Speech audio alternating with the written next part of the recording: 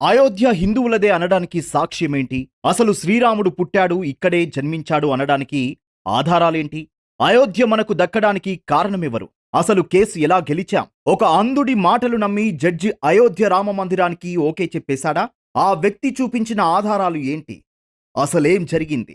ఈ వివరాలు తెలుసుకోవాలంటే వీడియో చివరి వరకు చూడండి. అయోధ్య అంతా రామమయంగా మారింది. రామనామంతో దేశం హోరెత్తుతోంది. అయోధ్యలో అపూర్వ ఘట్టం చూసేందుకు అంతర్జాతీయ జాతీయ ప్రముఖులు అయోధ్యకు తరలివచ్చారు. అందరూ రామనామం జపిస్తున్న వేళ ప్రధాని మోడీ ప్రాణప్రతిష్ఠ అనంతరం భారతదేశాన్ని ఉద్దేశించి మాట్లాడి అందరినీ ఉద్వేగంలో ముంచెత్తారు. ఈ సందర్భంగా దేశం నలుమూలలా రామనామం పఠిస్తూ భక్తులు ఉద్వేగానికి లోనయ్యారు. బాలరాముడి తొలి దర్శనం చేసుకుని అందరూ తన్మయత్వానికి లోనయ్యారు. దేశం మొత్తం ప్రస్తుతం ఎక్కడ చూసినా జై శ్రీరామ్ అని రాసి ఉండడంతో పాటు రామ భజనలు, కీర్తనలతో మారుమోగుతోంది. ఇంతటి మహాత్తర కార్యం వెనుక, రాముడిని తన జన్మస్థానానికి తీసుకురావడం వెనుక అసలు కృషి చేసిన స్వామీజీ జగద్గురువు రామభద్రాచార్య. అయోధ్యలో రామ జన్మభూమి కేసులో శ్రీరాముడు ఇక్కడే జన్మించాడని ఆధారాలతో సహా నిరూపించారు 75 సంవత్సరాల వయసు గల గొప్ప జగద్గురువు రామభద్రాచార్య. ప్రస్తుత నలుగురు జగద్గురు రామానందాచార్యులలో స్వామీజీ ఒకరు. తులసీదాస్ పేరు మీద చిత్రకూట్లో ఉన్న మత సామాజిక సేవా సంస్థ తులసీపీఠ్ స్థాపకుడు, అధిపతి, చిత్రకూట్లోని జగద్గురు రామభద్రాచార్య వికలాంగుల విశ్వవిద్యాలయ స్థాపకుడు, జీవితకాల ఛాన్సలర్.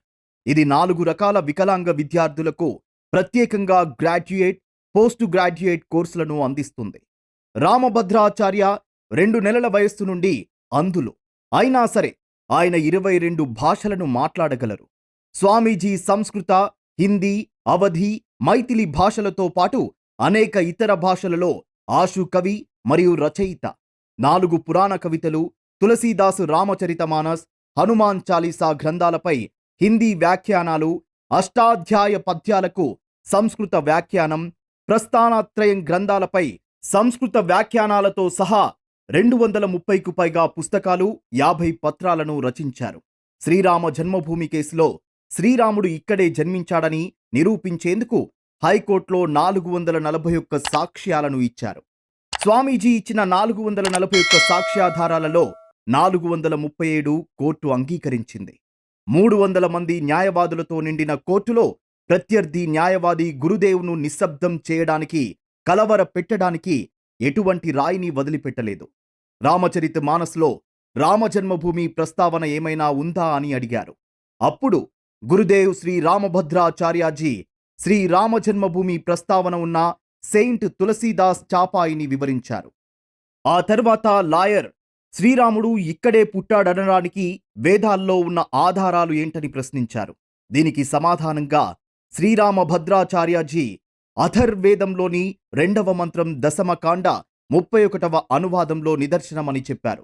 అది విని ముస్లిం జడ్జి అయిన జడ్జి బెంచ్, సార్, మీరు దివ్యమైన ఆత్మ అన్నారు.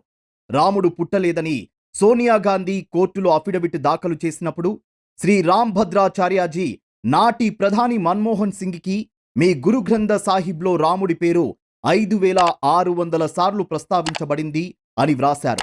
కళ్ళు లేని ఈ మహాత్ముడికి ఇంత సమాచారం ఎలా తెలుస్తుందో సామాన్యులెవరూ అర్థం చేసుకోలేరు.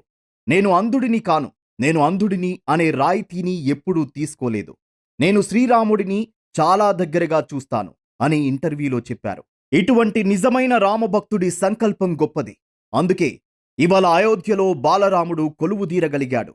దీనిపై మీ అభిప్రాయాన్ని కామెంట్ రూపంలో మాకు తెలియజేయండి.